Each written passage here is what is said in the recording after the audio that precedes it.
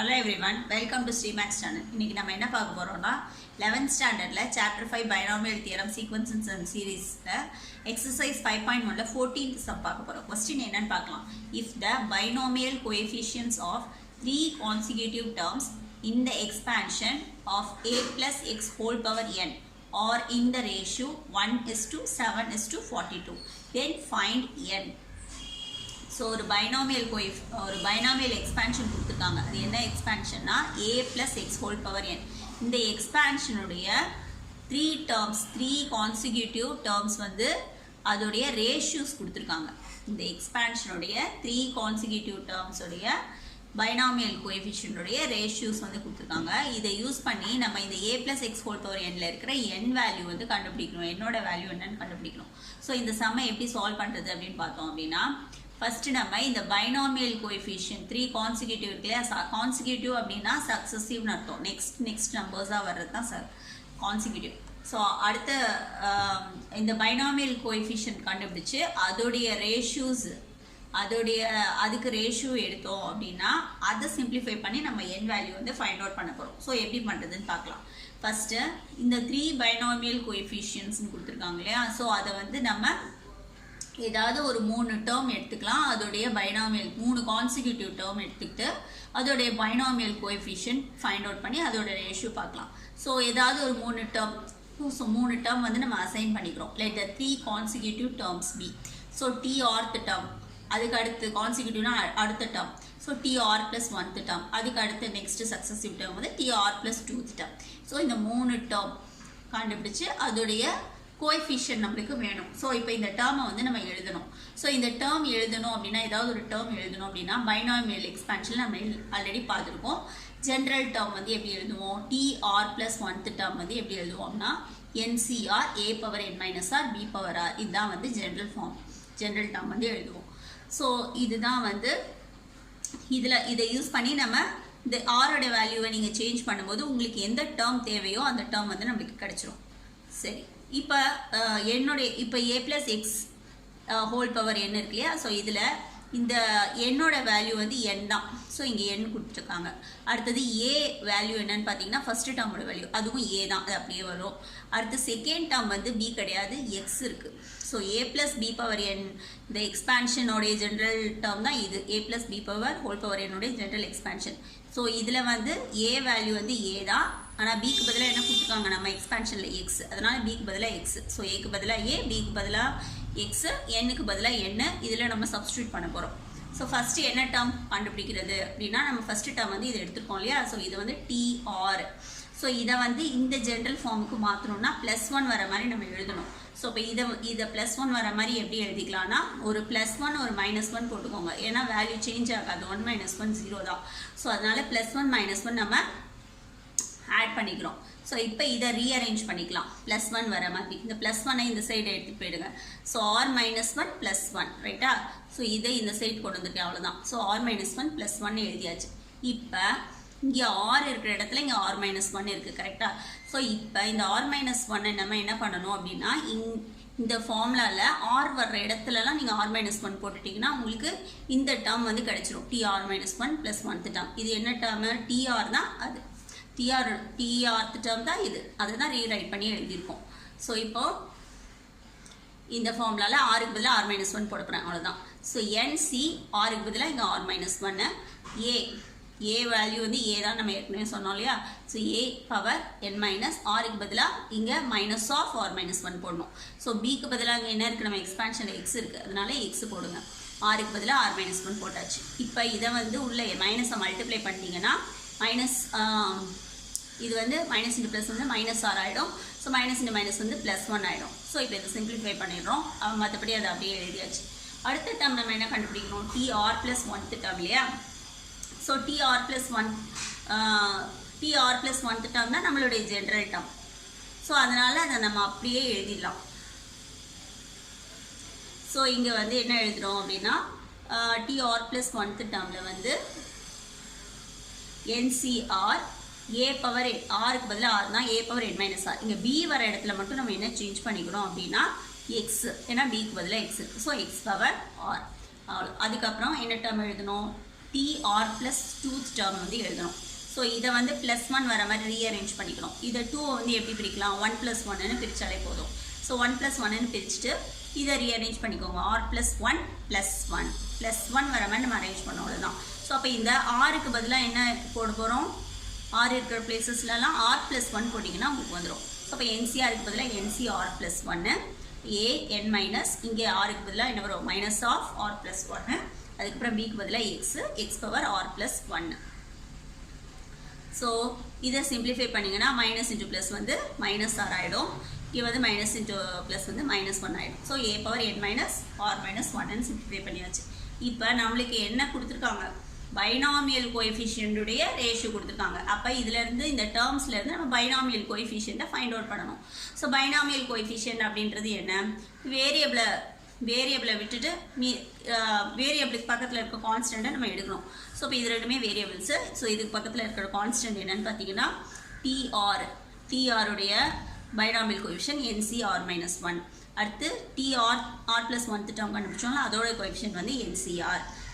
TR + 2th டேர்முடைய coefficient வந்து binomial coefficient வந்து NCR + 1. So அப்போ இந்த பைனாமியல் கோஎஃபிஷியன்ட்டை கண்டுபிடிச்சாச்சு. அடுத்து நான் என்ன சொன்னேன் உங்களுக்கு, அதோட ரேஷியோஸ் வந்து கொடுத்துருக்காங்க. அப்போ நம்மளும் ரேஷியோ எடுக்கணும். ஸோ அப்போ இந்த ரெண்டுக்கும் ரேஷியோ எடுக்கணும். ரேஷியோனா என்ன, ஒரு நம்பரை இன்னொரு அந்த நம்பரால் இந்த பக்கத்தில் இருக்க நம்பரால் டிவைட் பண்ணணும். ரெண்டு நம்பர்ஸை டிவைட் பண்ணால் அது அதோடைய ரேஷியோ. ஸோ அப்போ NCR - 1 NCR, நான் இது ரெண்டையும் டிவைட் பண்ணுறேன். டிவைட் பண்ணும்போது ரேஷியோஸ் வந்து அவங்களே கொடுத்துட்டாங்க.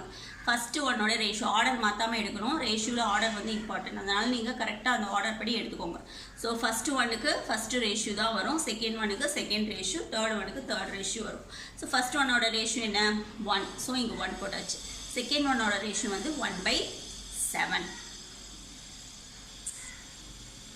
ஸோ இப்போ இங்கே என்ன வந்துச்சு நம்மளுக்கு, NCR - 1/NCR இருக்கு இல்லையா. ஸோ இப்போ இதுக்கு ஃபார்முலா அப்ளை பண்ணலாம். NCR ஃபார்முலா நீங்கள் ஏற்கனவே படிச்சிருக்கீங்க. NCR ஃபார்முலா என்ன, n⁴/R⁴ times n - R factorial இல்லையா. ஸோ இப்போ இங்கே ஆருக்கு பதிலாக நீங்கள் R - 1 போட்டிங்கன்னா, இந்த ஃபார்முலாவில் ஆருக்கு பதிலாக R - 1 போட்டால் நம்மளுக்கு NCR - 1 வந்துடும். ஸோ இப்போ இங்கே n⁴, இப்போ ஆருக்கு பதிலாக என்ன பண்ணணும், R - 1 ஃபேக்டோரியல். ஸோ n- இந்த இடத்துல வந்து ஆருக்கு பதிலாக R - 1 ஃபேக்டோரியல். ஸோ இது NCR எழுதியாச்சு. = 1/7 நம்ம ரேஷியோ கொடுத்துருக்க வேல்யூ நம்ம எழுதியிருக்கோம், அந்த ratio values. So n⁴ by இப்போ R - 1 ஃபேக்டோரியல். இப்போ நான் இதை சிம்பிளிஃபை பண்ணியிருக்கேன், அந்த மைனஸை மல்டிப்ளை பண்ணுறேன். ஸோ மைனஸ் இன்ட்டு ப்ளஸ் வந்து -R ஆகிடும். ஸோ மைனஸ் இன்ட்டு மைனஸ் வந்து +1 ஆகிடும். அடுத்தது இந்த NCR ஃபார்முலா நீங்கள் அது ஆல்ரெடி இருக்குது. ஸோ NCR ஃபார்முலா நம்ம படித்த ஃபார்முலாவே அப்படியே போட்டுற வேண்டியதான். n⁴/R⁴ times n - R factorial. இப்போ ஒரு ஃப்ராக்ஷன் டிவிஷனில் இருந்ததுன்னா நம்ம வந்து மல்டிப்ளிகேஷனாக மாற்றுறதுக்கு ரெசிப்ரோக்கல் பண்ணணும். ஸோ அப்போ இந்த கீழே இருக்க டேர்மை வந்து அப்படியே ரெசிப்ரோக்கல் பண்ணிவிடுங்க. ஸோ இது மேலே வந்துடும், இது கீழே வந்துடும். அப்போ n⁴ நியூமரேட்டர் டினாமினேட்டரில் இருக்குது, கேன்சல் ஆகிடும். இதை நான் ஃபர்தராக வந்து கேன்சல் பண்ணணும். அப்போ தான் எனக்கு வந்து n வேல்யூ கிடைக்கணும்னா நான் ஈக்குவேஷன் ஃபார்முக்கு கொண்டு வரணும். ஸோ இப்போ இது இன்னும் கொஞ்சம் சிம்பிளிஃபை பண்ண வேண்டியிருக்கு. ஸோ எப்படி சிம்பிளிஃபை பண்ணலாம்னு பார்த்தீங்கன்னா, இப்போ இங்கே R⁴ மீதி இருக்கிற டேர்ம்ஸ் பாருங்கள். R⁴ n - R⁴ R - 1 n - R + 1 factorial.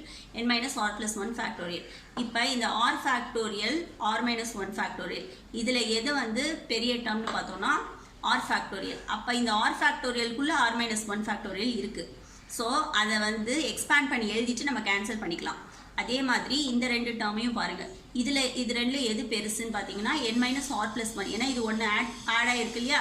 So அதனால் இதுதான் பெரிய டேர்ம். அப்போ இந்த டேர்முக்குள்ளே இது வந்து இருக்குது, இந்த டேர்முக்குள்ளே n - R ஃபேக்டோரியல் வந்து இருக்குது. அதை எக்ஸ்பேண்ட் பண்ணி எழுதிக்கிட்டேன்னா நான் இதையும் கேன்சல் பண்ணிவிட்டு ரிமைனிங் வந்து உங்களுக்கு சிம்பிளிஃபைட் ஃபார்ம் வந்து கிடச்சிடும். ஸோ அதை எப்படி நம்ம எக்ஸ்பேண்ட் பண்ணுறதுன்னு பார்க்கலாம். ஸோ நான் ஏற்கனவே இன்ட்ரோடக்ஷனில் உங்களுக்கு கொடுத்துருக்கேன் ஃபேக்டோரியல் எப்படி, ஃபேக்டோரியல்னால் என்னென்னு. ஸோ அது அந்த ஃபேக்டோரியலை பற்றி இப்போ நம்ம கொஞ்சம் பார்க்க போகிறோம். ஸோ n⁴ அப்படின்னா என்னென்னு பார்த்தீங்கன்னா product of n terms. So n × n - 1 n - 2 × 2 × 1 கரெக்டாக. ஸோ இப்போ இதை வந்து நம்ம எப்படி எழுதிக்கலாம்னு பார்த்தீங்கன்னா, ப்ராடக்ட் ஆஃப் n டேர்ம்ஸை இந்த எண்ணை இங்கே எழுதியாச்சு. இந்த n - 1 product of n - 1 terms இருக்கு இல்லையா, இது வந்து ப்ராடக்ட் ஆஃப் n - 1 டேர்ம் கரெக்டாக.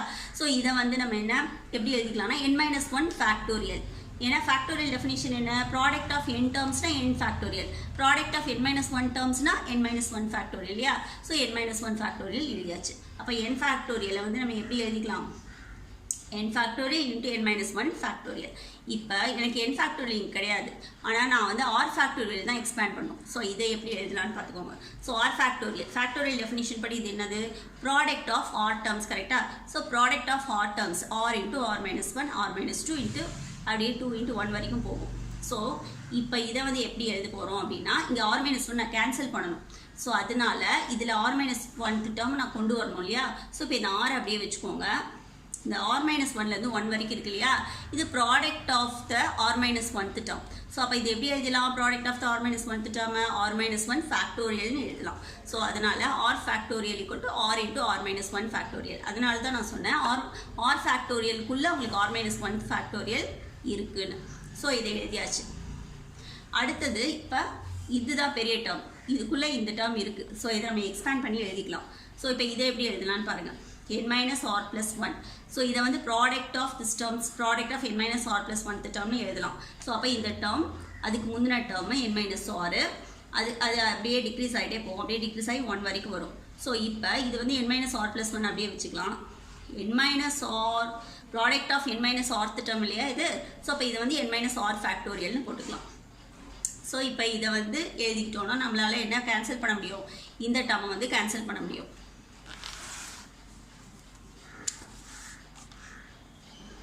இப்போ நான் கண்டுபிடிச்ச வேல்யூஸை வந்து இங்கே நான் சப்ஸ்டியூட் பண்ண போகிறேன்.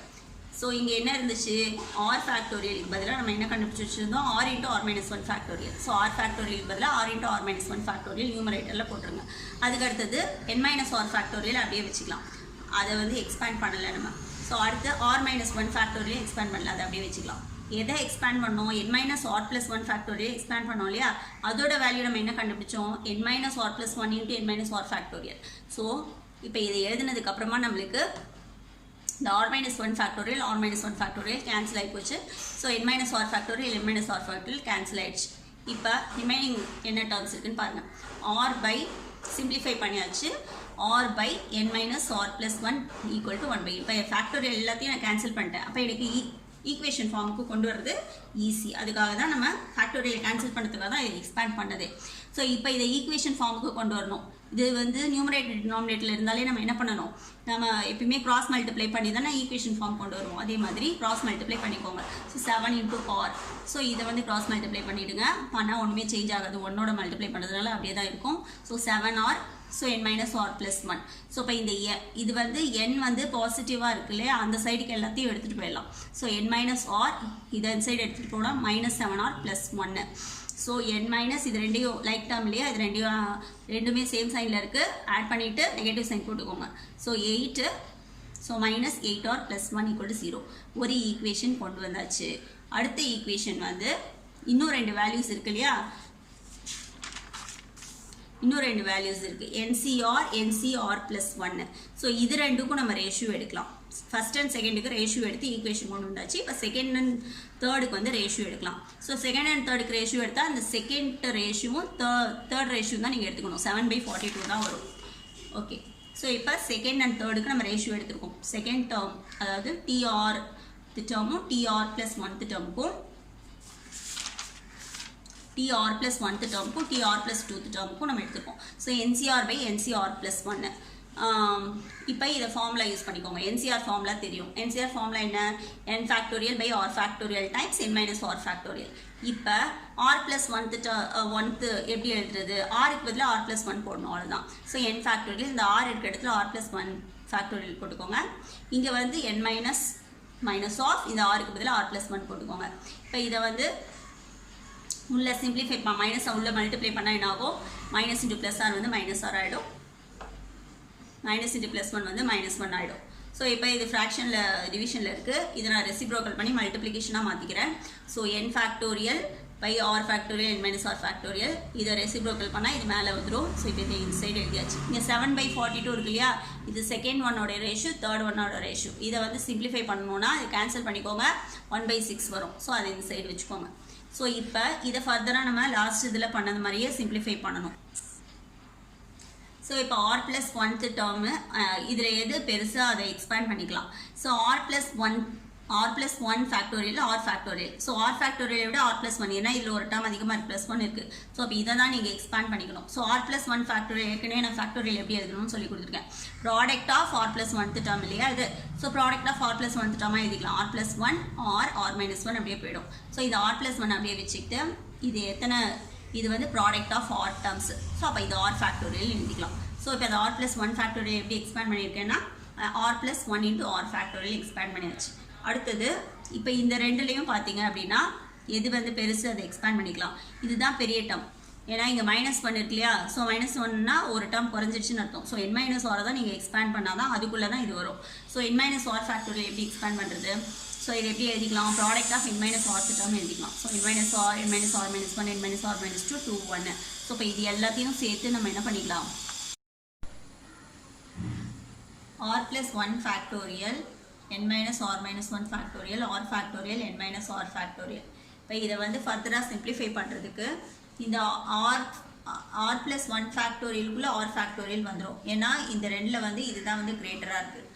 அதுக்கடுத்து இதில் வந்து n minus r factorial n minus r minus 1 factorial இதில் இது கிரேட்டராக இருக்குது. அப்போ இந்த ஃபேக்டோரியலுக்குள்ளே வந்து இந்த டேர்ம் வந்துடும். ஸோ இதை நம்ம எக்ஸ்பேண்ட் பண்ணணும். எது கிரேட்டராக இருக்கோ அதை எக்ஸ்பேண்ட் பண்ணிக்கலாம். ஸோ இதில் வந்து r plus 1 ஃபேக்டோரியலும் இதில் n minus r ஃபேக்டோரியலும் எக்ஸ்பேண்ட் பண்ணால் நம்மளுக்கு இந்த r ஃபேக்டோரியலும் இதுவும் கேன்சல் ஆகி நமக்கு சிம்பிளிஃபைட் டேர்ம் வந்து கிடைக்கும். ஸோ இப்போ இது r plus 1 ஃபேக்டோரியல் என்னன்னு பார்த்தோம்னா product of the first r plus 1 terms தான். So r plus 1 r plus 1 r minus 1 etcetera 2 into 1ன்னு வரும். ஸோ அப்போ இது இந்த r plus 1 எழுதிட்டு இது வந்து product of the first r terms இல்லையா. ஸோ அப்போ இது r ஃபேக்டோரியல் எழுதிக்கலாம். Product of the first r terms வந்து r ஃபேக்டோரியல். ஸோ அப்போ இதை எடுத்துகிட்டு வந்து இங்கே சப்ஸ்டியூட் பண்ணுறோம். r plus 1 ஃபேக்டோரியல் பதிலாக r plus 1 into r factorial. அதுக்கு அடுத்தது நம்ம இதை எக்ஸ்பேண்ட் பண்ணுறோம். இதை எக்ஸ்பேண்ட் பண்ணால் எப்படி எக்ஸ்பேண்ட் பண்ணலான்னு பாருங்கள் ஃபேக்டோரியலை. இது வந்து product of the first n minus r terms. So n minus r n minus r minus 1 n minus r minus 2 etcetera 2 into 1ன்னு வரும். ஸோ இப்போ இந்த n minus r எடுத்துக்கிட்டு ஸோ இது ஃபுல்லாகவே பார்த்தோம்னா இது n minus r minus product of n minus r minus 1 terms. So அப்போ இது n minus r minus 1 ஃபேக்டோரியல்னு எழுதிக்கலாம். அப்போ இந்த n minus r ஃபேக்டோரியல் பதிலாக நம்ம என்ன எழுதிக்கிறோம் n minus r into n minus r minus 1 ஃபேக்டோரியல். இப்போ காமன் டேர்ம்ஸை கேன்சல் பண்ணலாம். ஸோ இது ரெண்டும் காமன் டேர்ம்ஸாக இருக்குது கேன்சல். ஸோ இந்த r ஃபேக்டோரியல் காமன் டேர்ம் இதையும் கேன்சல் பண்ணியாச்சு. இப்போ ரிமைனிங் டேர்ம்ஸை எடுத்து சிம்பிளிஃபை பண்ணலாம். ஸோ ரிமைனிங் டேர்ம்ஸ் என்ன இருக்குன்னா r plus 1 by n minus r equal to 1 by rன்னு இருக்குது. ஸோ இப்போ இதை வந்து நியூமரேட்டர் டினாமினேட்டர் ஃபார்மில் இருக்கிறதுனால இது எப்படி சிம்பிளிஃபை பண்ணுறதுன்னா கிராஸ் மல்டிப்ளை பண்ணால் நம்மளுக்கு ஈக்குவேஷன் ஃபார்ம் வரும். ஸோ இதை கிராஸ் மல்டிப்ளை பண்ணுங்கள் 6 into r plus 1. இது வந்து 1 into n minus r. So 6r plus 6 equal to n minus r. இப்போ இது n பாசிட்டிவாக வச்சுக்கணும் அப்படின்னா இது எல்லாத்தையும் இந்த சைடு எடுத்துகிட்டு வரணும். ஸோ n minus r இது -6r -6. இப்போ லைக் டேர்ம்ஸை வந்து சிம்பிளிஃபை பண்ணிக்கலாம். n இது ரெண்டுமே லைக் டேர்ம் r டேர்ம் இது ரெண்டுமே r இருக்குது லைக் டேர்ம். ஸோ இப்போ இது ரெண்டுமே நெகட்டிவ் அதனால சேம் சைன் வரதுனால ஆட் பண்ணிக்கோங்க. 6 plus 1 வந்து 7 நெகட்டிவ் சைன் இருக்கிறதுனால minus. So -7r -6 equal to 0. இப்போ இது செகண்ட் ஈக்குவேஷன். ஆல்ரெடி நம்ம ஒரு ஃபர்ஸ்ட் ஈக்குவேஷன் வந்து ஃபஸ்ட்டு ரெண்டுக்கு ரேஷியோ எடுத்து ஃபைண்ட் அவுட் பண்ணி வச்சுருந்தோம். ஸோ இதுதான் ஃபஸ்ட் ஈக்குவேஷன். செகண்ட் ஈக்குவேஷன் இதை எலிமினேஷன் மெத்தடில் சால்வ் பண்ணோம் அப்படின்னா நம்மளுக்கு ஆர் வேல்யூ n வேல்யூ ரெண்டுமே கிடச்சிரும். So n minus 8r plus 1 equal to 0 வந்து ஃபஸ்ட் ஈக்குவேஷன். இது வந்து செகண்ட் ஈக்குவேஷன். இப்போ இதை வந்து எப்படி எலிமினேட் பண்ணலான்னு பார்த்தோன்னா இது ரெண்டையும் சப்ராக்ட் பண்ணால் n வேல்யூ வந்து கேன்சல் ஆகும். ஸோ அப்போ இதை வந்து நான் சப்ராக்ட் பண்ணுறேன் equation 1 minus equation 2. So subtract பண்ணும்போது செகண்ட் வேல்யூஸ் செகண்ட் ஈக்குவேஷனுடைய சைனை வந்து மாற்றணும். ஸோ மைனஸ் ப்ளஸ் மாற்றியாச்சு. இப்போ வந்து ப்ளஸ் n மைனஸ் n வந்து கேன்சல் ஆகிடுச்சு. இது வந்து ஒன்று பாசிட்டிவ் ஒன்று நெகட்டிவ் சப்ராக்ட் பண்ணுங்கள். 8 minus 7 வந்து 1. ஸோ நெகட்டிவ் அதிகமாக இருக்குது. ஸோ நெகட்டிவ் நம்பர் அதிகமாக இருக்கிறதுனால மைனஸ் வரும். ஸோ மைனஸ் ஆர் இது வந்து ரெண்டுமே பாசிட்டிவாக இருக்கிறதுனால ஆட் பண்ணிக்கிறோம். 6 plus 1 வந்து 7 equal to 0.